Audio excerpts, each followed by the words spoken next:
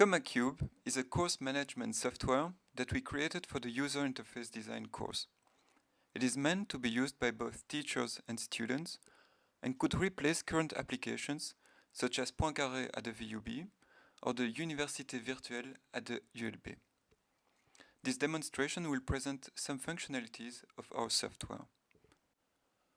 We start by the login screen. We may log in as a student, which brings us to the home page. On the left, it lists all the classes the student is currently following. For some of them, we can see that icons are present. Those indicate new events, notifications, or course material. The space on the right is available for messages by the university, such as university-wide events or news.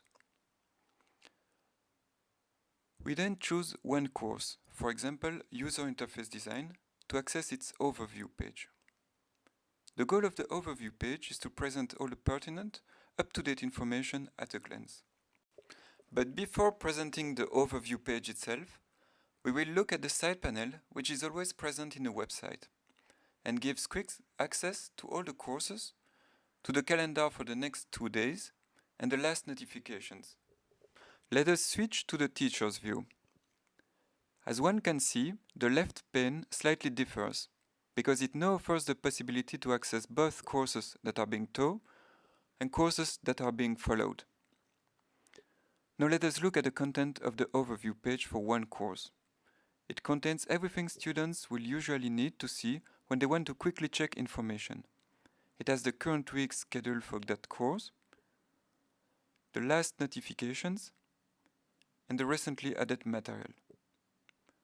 We come back to the student's view.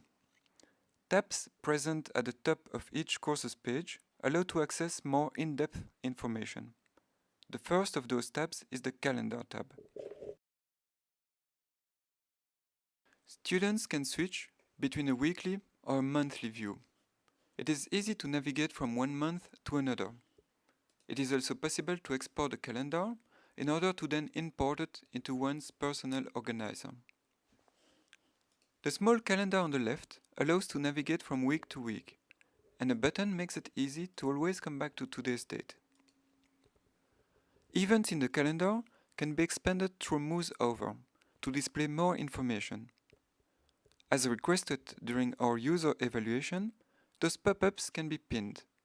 This allows to free the mouse and access another application at the same time, while still being able to read the more complete information about an event. We switch back to the teacher's view of the calendar. The difference is that teachers can add events. They use the little plus sign to make a pop-up appear. Teachers can then choose an activity type, eventually creating a new one. They set the event's date, time, and its description. An option also allows to automatically send a notification to the students who follow that course. This is a good time to look at the structure of pop-ups in our website. As one can see, the pop-up blackens the rest of the screen, making it unavailable, so that the user can focus on the task at hand. Initially, we used only a confirm and cancel icon, but evaluation with test users showed that for some it felt safer to have a third button, to close the window if they had opened it by mistake. Using it has the same effect as using the cancel button. We finish the event creation, and the interface gives us feedback to confirm the good execution of the task. The teachers can make use of another handy functionality. They have the option to see the disponibilities of all their students for that course. This allows them to find time slots with the least conflicts with other courses and activities. When the area is darker, it means that there are more scheduled conflicts, and lighter areas mean less conflict. In addition, teachers can also superimpose their own personal schedule. Hopefully, those two combined functionalities will make it easier to pick optimal time slots to schedule events. The next tab and next screen concern course material. Once again, we first look at the view for the students. Material can be organized by category, such as chapters, for example. Clicking on a chapter's name expands it to show a list of the documents it contains. For each document, we can see its name, the name of the uploader, and the date of uploading. To the left is an icon that describes the type of material it is. To the right are two other icons. The first one allows to directly view the document, the second one to download it. For the students' facility, we also added an option to download all the documents of a chapter or category at once. This is particularly useful when the lectures progress from one chapter to another. Let's see what it looks like from the teacher's point of view. In addition to seeing and downloading material, teachers can also delete or modify it. Modifying an existing file allows to change its name or icon. The most important aspect of document management is to add material. The teacher has the option to add a new folder. They can then add a document with its name, a chosen icon, and a specified folder. Optionally, they can decide to send a notification when they do so. Finally, custom icons can be added if necessary. Our next section concerns notifications. This is the student's perspective. One simply clicks on a message to view it. It's possible to browse from message to message using the small arrows in the title bar. Notifications can be searched through.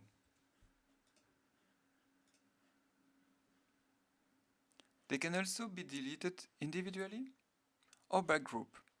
One can either select several messages and delete them, or else select all of them with a single click. Switching to the teacher's interface. Teachers benefit from the same functionalities as the students, but they can also add notifications using the small trumpet icon. A teacher writes the notification subject and the body of the message, then confirms that he sends it.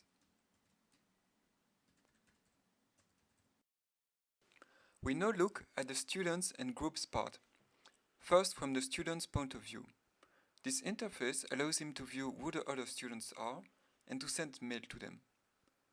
Existing groups can also be viewed, and it is possible to mail the whole group at once. When searching for a student, that student will appear in the resulting list and a group will also expand. As in several other places of the system, browsing through lists is easy. One can use arrows to reach the last page, for example, the preceding one, or the first one. It also is possible to decide how many entries are visible per page, or to just decide to see them all in one single page.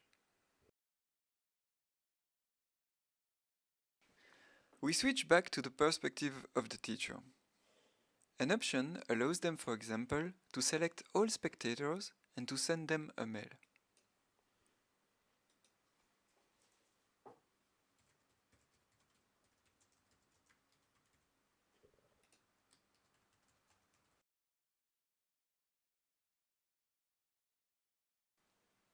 Teachers also have the ability to remove the spectators from their courses.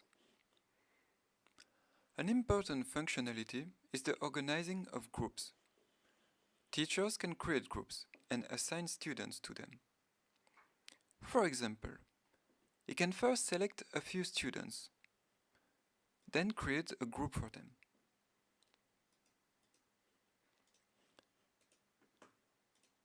At this point, he also has the opportunity to add further students by drag and dropping them if he wants.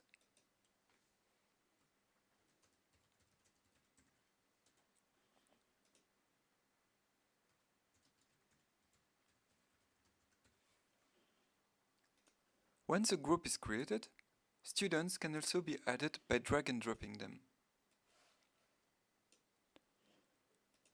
A teacher can also remove students from groups or delete a group altogether. We finally reach the Details tab. For the student, it provides a few preferences to set for the course, namely which notifications he wishes to receive.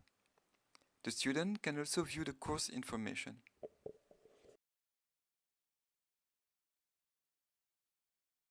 Conversely, the teacher can modify some of that information. In his case, the preferences part concerns his choice to allow or not unregistered students to become spectators, as well as allow students to create their own groups or not.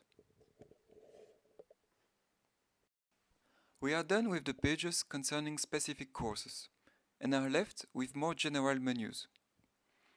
The first top tab will bring us back to the home page, while the second brings us to an aggregated calendar for all the courses.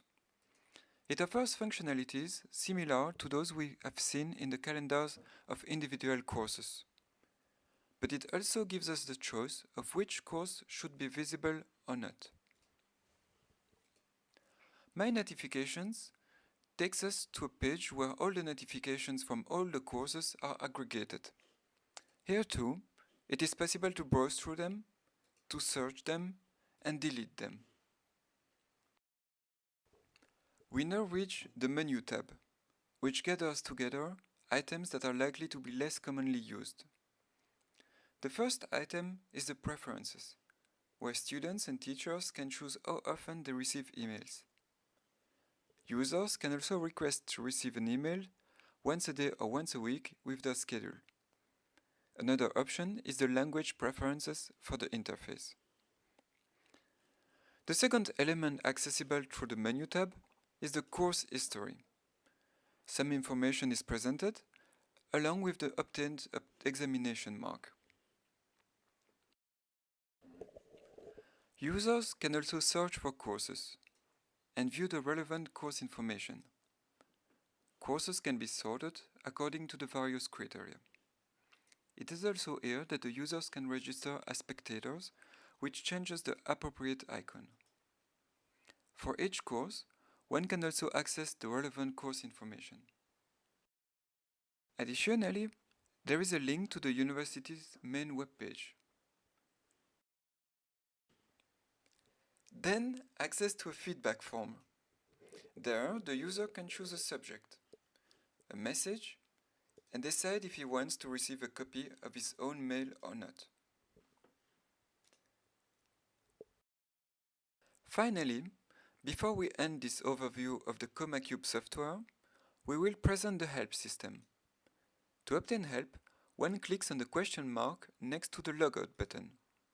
A tooltip appears, encouraging people to place their mouse over elements they want information about. To quit the help system, one has to click again on the initial tooltip box or the question mark.